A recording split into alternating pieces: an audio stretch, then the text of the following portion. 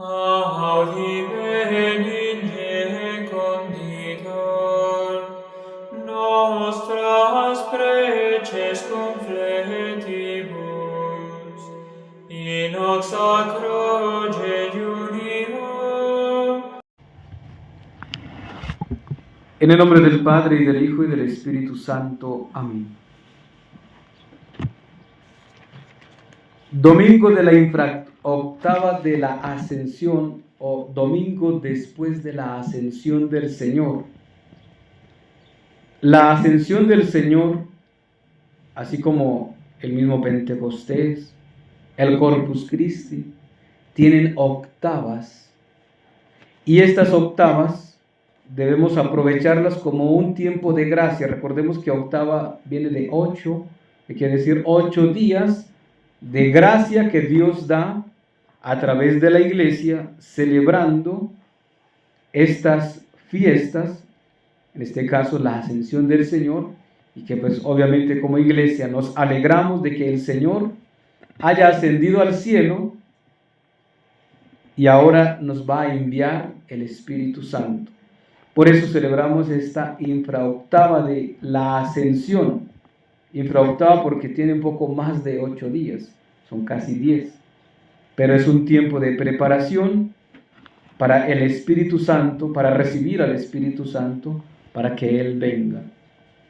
Pues en este domingo, nuestra Santa Madre Iglesia, por medio de la liturgia, nos invita a reunirnos con la Santísima Virgen María, como en el cenáculo, para esperar al Espíritu Santo, pero debemos esperarlo en recogimiento, en oración, debemos esperarlo en vigilia, en espera. Y para esa preparación se nos exigen, por medio de las lecturas, 2 tareas. Primero, después de la oración, la caridad y el testimonio. El apóstol San Pedro, en la epístola de este día, nos dice que hay que practicar la hospitalidad. Hay que practicar también la caridad unos con otros, porque en la caridad se perdonan, se borran una muchedumbre de pecados, dice San Pedro. Y obviamente la hospitalidad también es la misma caridad. Recuerdo siempre las obras de misericordia, que son 14, 7 corporales, 7 espirituales, que los de catequesis lo deben saber muy bien, ese es el examen. Las 14 obras de misericordia. Y aquí San Pedro nos habla de las obras de misericordia corporales, la caridad, y habla especialmente de una, dar posada al peregrino. Dice el texto, practicar la hospitalidad unos con otros, sin murmuraciones. Entonces, ahí entendamos que nosotros, para manifestar la presencia de Dios viva en mi corazón, tengo que obrar según Dios, según Cristo me exige o un ejemplo nos dio. La caridad, el testimonio, el amor, la vida cristiana misma, que sea Cristo actuando en mí. San Pedro dice hoy entonces, pues que nosotros seamos dispensadores de la gracia de Dios, que es de múltiples formas. Y menciona algunas como cuáles. Dice, si alguno habla, hágalo de modo que parezca que habla Dios por medio de su boca. Si estás hablando, hable en nombre de Dios. Por lo tanto, Dios no dice blasfemias, Dios no dice mentiras, Dios no dice groserías. Por su boca, solamente Dios da la bondad y bendice. Eso es lo que hace Dios. Y San Pedro hoy nos dice que nosotros debemos ser dispensadores de la gracia de Dios. Si en verdad Dios actúa en mí, si en verdad el Espíritu Santo actúa en mí, entonces hagamos que Dios hable por medio mío, pero dejemos actuar a Dios. El Papa Juan Pablo II, en una carta encíclica que escribió Divino Aflante Espíritu, dice que el Espíritu Santo es el gran desconocido de la iglesia hoy. Es el gran desconocido porque, aunque sabemos que es la tercera persona de la Santísima Trinidad, pero muy pocas veces se invoca, muy pocas veces se le pide la ayuda para que venga en nuestro auxilio. Pues este tiempo, esta semana, esta octava después de la ascensión, es para eso. Para pedirle al Espíritu Santo que venga a mi vida, que venga a mi corazón y que venga a la iglesia. Pero el mismo San Pedro dice que si alguno ejerce el ministerio, sea conforme a la virtud de Dios, que Dios da. Es decir, que en todo lo que nosotros hagamos, sea Dios glorificado por Cristo Señor nuestro.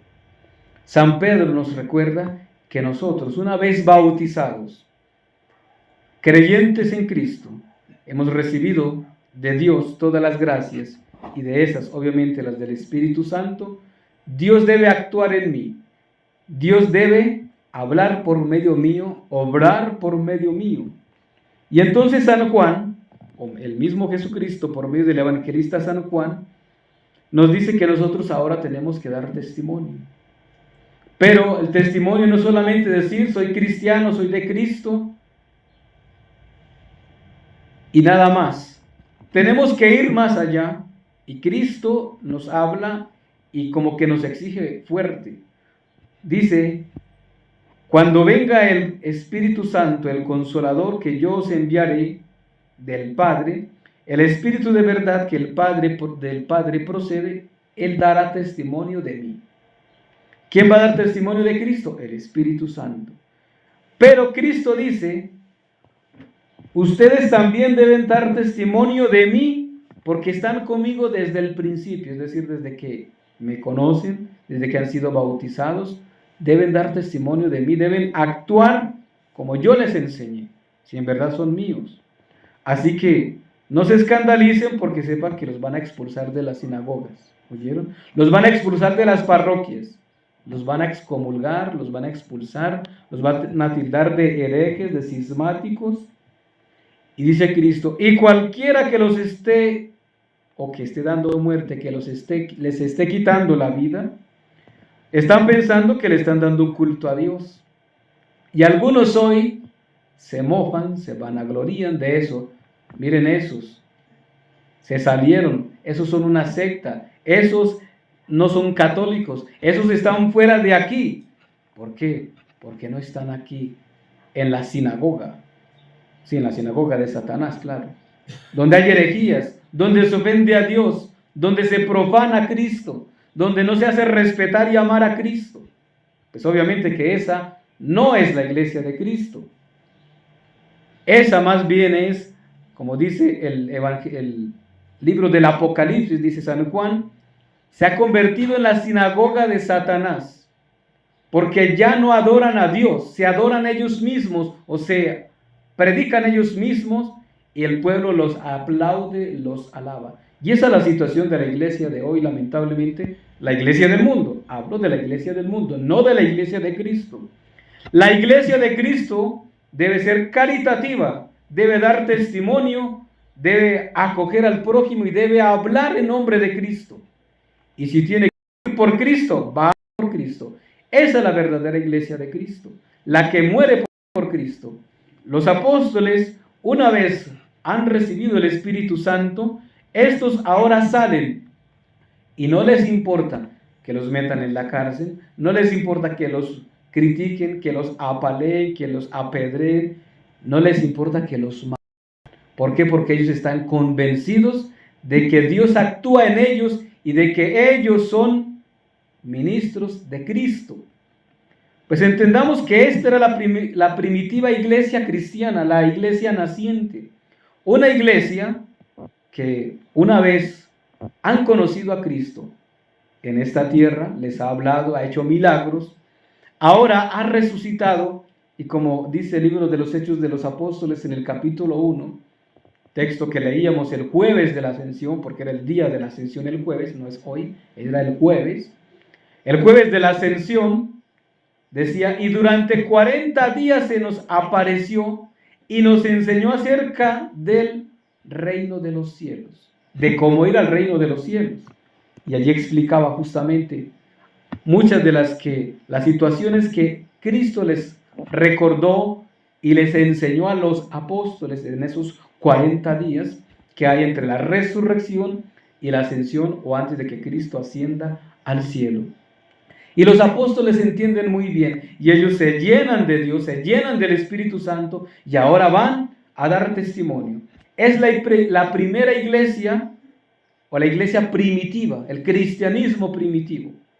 Es naciente, son pocos, pero indomables, van a salir con una fuerza que nadie los detiene.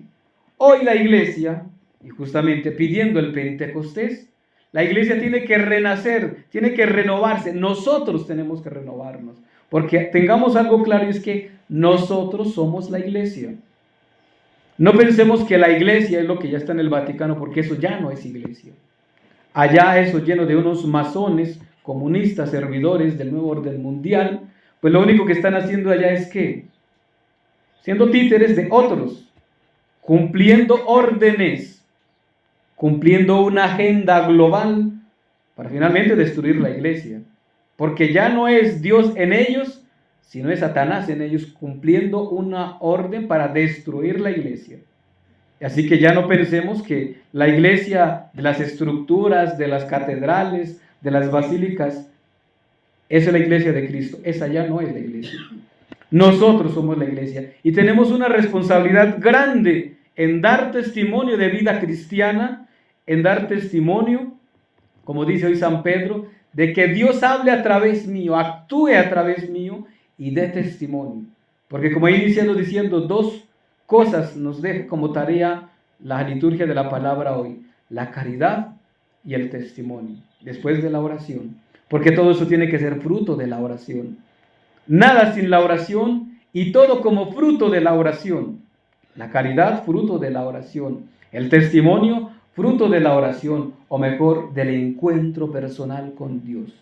Pues nosotros somos la iglesia y la iglesia de Cristo tiene que dar testimonio. Así que tenemos que hablar como hablaría Dios en mí, como hablaría Jesucristo, como hablaría la Santísima Virgen María, como los santos, una vez llenos de Dios, dieron testimonio. Eso es lo que tenemos que hacer nosotros, la iglesia de Cristo, la verdadera iglesia. O si no, de lo contrario, estamos siendo como la iglesia pagana, como los que dicen ser católicos, que no son, y dicen caminar justamente en Cristo, pero en realidad están siendo desviados o guiados de una forma errónea. Nosotros, cristianos católicos, estamos llamados a dar testimonio de vida cristiana, en el hablar, en el vestir y en la forma de orar, no para que nos vean, sino para que en verdad se sienta la presencia, que la liturgia misma me lleve a encontrarme con Dios, que la liturgia misma me lleve a decir, aquí está Dios, o que cuando me encuentre alguien en la calle, diga, esta que tiene, que es diferente, es que cree en Dios. Cristo habita en ella. Cristo habita o habla por medio de ella o de esta persona en general. Pues esa es nuestra responsabilidad, somos la iglesia. Y la iglesia de Cristo tiene que dar testimonio. Tenemos que hacer obras de caridad. Lo dice el mismo San Pedro, lo dice muchos textos como el libro de Tobías en el capítulo 12. La limosna, el diezmo, borra muchos pecados. Es la forma en la que nosotros podemos entonces obtener de Dios la misericordia, haciendo obras de caridad. Y no solamente obras de misericordia corporales, también están las espirituales. Recordemos que las obras de misericordia espirituales también nos ayudan a santificarnos, a demostrar que somos de Cristo, somos testimonio de Cristo. Sufrir con paciencia los defectos de los demás, dar un buen consejo al que lo necesita. Ahí esas obras de misericordia nos están llevando a que pues tengamos misericordia con el otro también, espiritualmente. Oremos por los vivos, por los difuntos, etcétera, etcétera.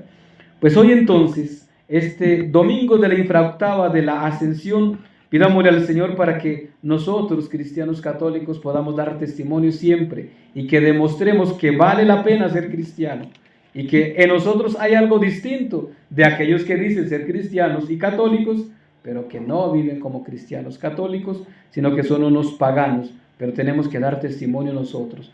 Pidamos al Espíritu Santo durante estos días, siempre, pero ya para que el Pentecostés, el Espíritu Santo venga y actúe en mí, pidamos a Dios que me ayude ante todo a estar en estado de gracia, porque si estoy en pecado, pues Dios no va a actuar. Ese es un obstáculo para actuar el Espíritu Santo, el pecado, el no hacer obras de caridad, el no ser generosos, el no ser desprendidos. Pues que el Espíritu Santo actúe en mí, actúe en mi familia, en esta comunidad, actúe en nosotros, en la iglesia, la de Cristo. Y en la iglesia de Cristo actúe para que se renueve, para que renazca la iglesia, para que renazca el cristianismo. En el nombre del Padre, y del Hijo, y del Espíritu Santo. Amén.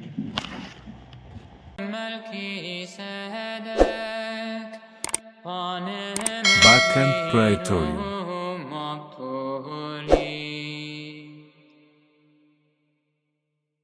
Cor tuum regnavit. O Marie.